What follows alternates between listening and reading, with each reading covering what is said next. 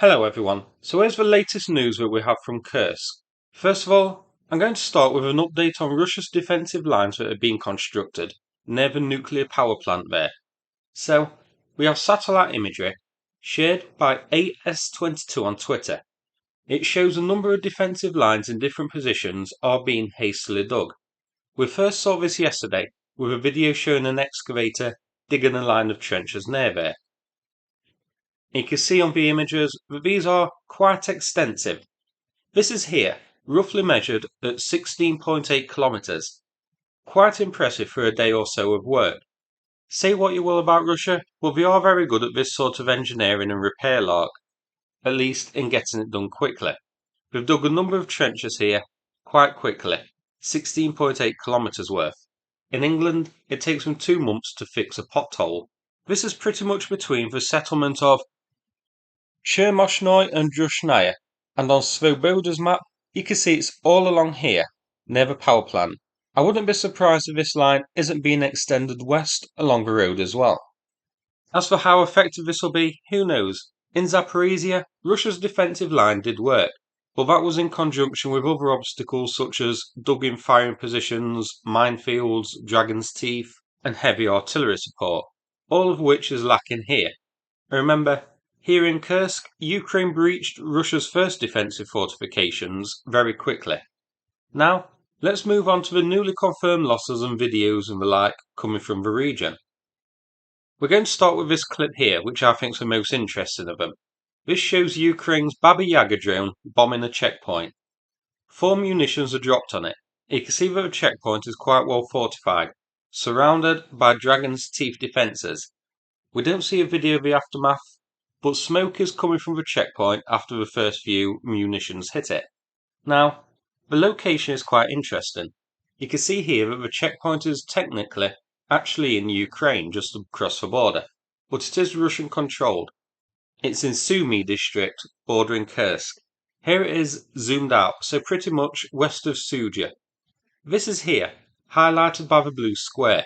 So, Russian controlled area at the moment, but given Ukraine hit the crossing point hard, I wouldn't be surprised if this isn't a prelude to Ukraine crossing the border here too, to advance up that road to link with the rest of Ukraine's push here.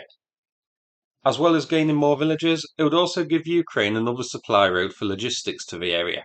Here's a photo of a Baba Yaga drone, basically a hexacopter drone which originally originated from an agriculture drone. These carry a bunch of mortar-sized munitions, and Russia reportedly absolutely hates these things. In this video, we have a rather rare and rather new Russian artillery piece getting destroyed. This video clip here shows what's reported to be a 2S-43 Malva being hit in a tree line. Now, we don't actually see the Malva, but something is clearly hit here. Ukraine reports it as a Malva, and I assume they tracked it here to identify it. Let's have a look at the geolocation. So, Moklassen on Twitter geolocated it to be here in the tree line. This doesn't show us much, so let's zoom out a bit. So, you can see that whilst this is in Kursk, it is quite a ways from Suja. I'll check the range of this soon. We can see this is near the border crossing near Tekhino. It was reported the other day that there were Ukrainian shelling near that border town, and communications were cut from the Russians. So, it seems this was here to support Russian forces in that region. But at the moment, this is all one front, as the activities here are all related to Ukraine's main push into Kursk. Here's a photo of a Malva. Looks a bit like the Archer or Caesar used by Ukraine. It's a 152mm howitzer, which entered service this year and was first deployed in June 2024. This would be the first destroyed, but one was slightly damaged by HIMARS, and the drone did attack one, but it's unknown if it was hit or not in the attack. So here's the coverage of one. These have a 24.5km range, so these can cover the Tekhino border crossing here. It's unknown how many Russia has in service, but as they are new, I expect numbers are quite small. This video playing now shows Ukrainians recovering an abandoned Russian T-80 BVM from a tree line. They all seem quite urgent. This isn't really a slow recovery.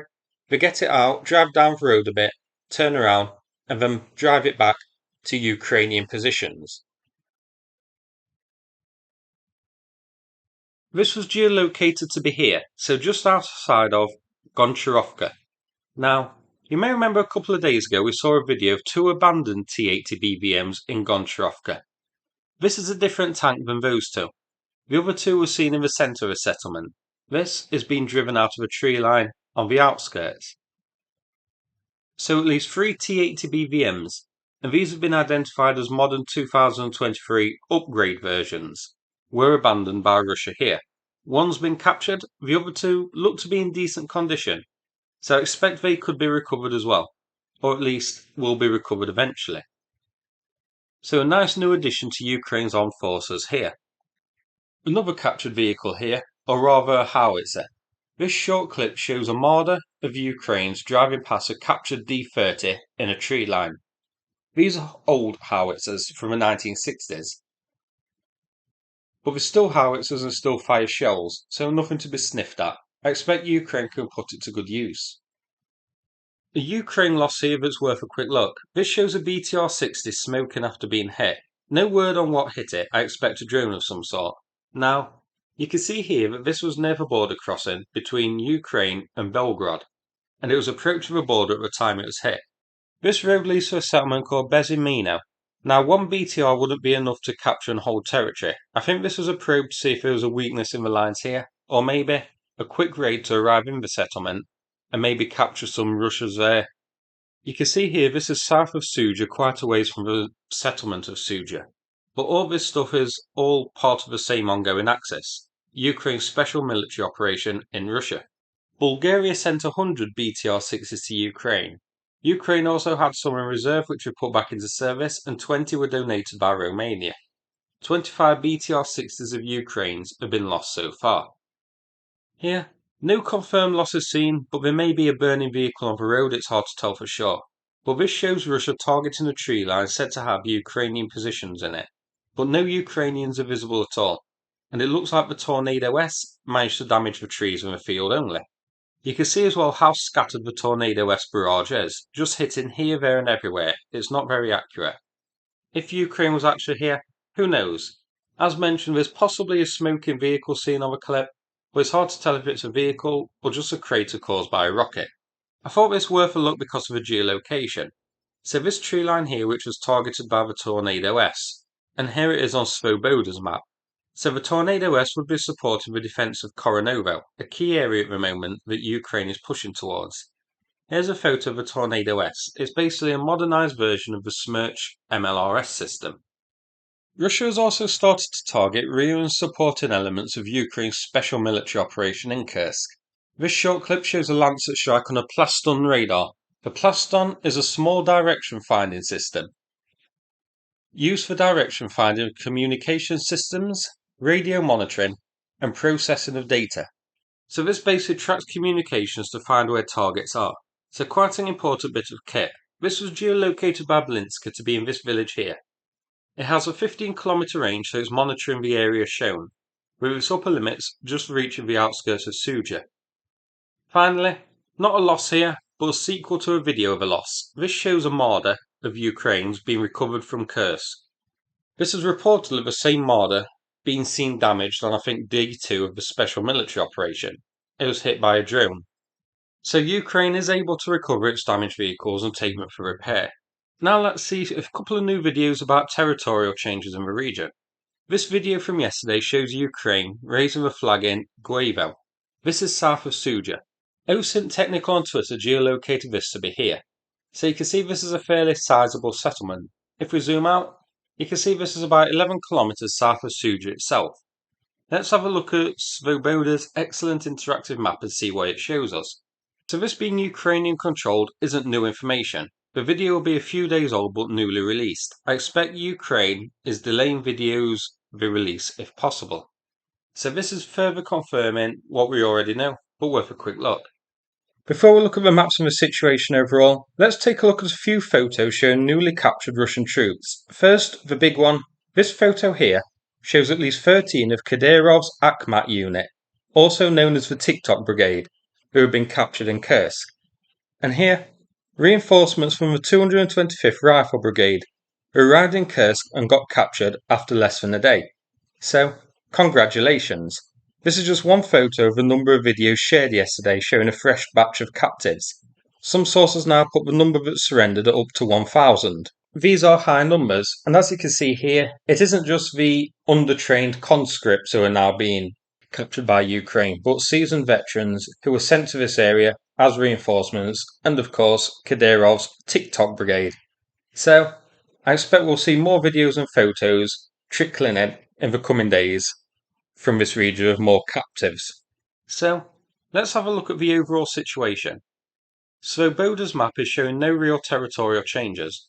Russia has stabilised the front lines for now for the most part.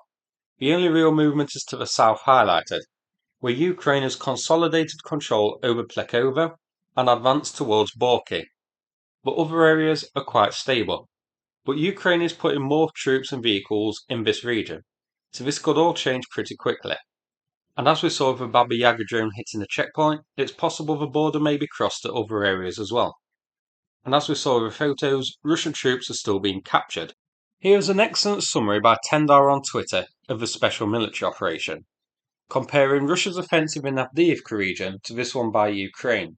So it took Russia almost a year and between 70,000 to 100,000 casualties, including wounded, to capture 390 square kilometres.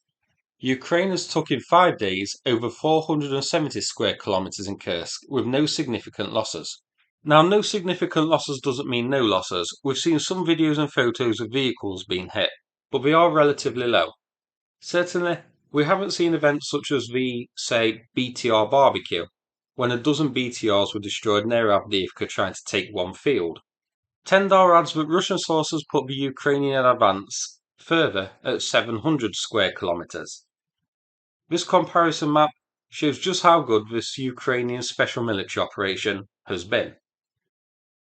So that's it for this video. Hope you found it interesting. If so, please click like and subscribe. I'd appreciate it. Thanks so much and take care everybody.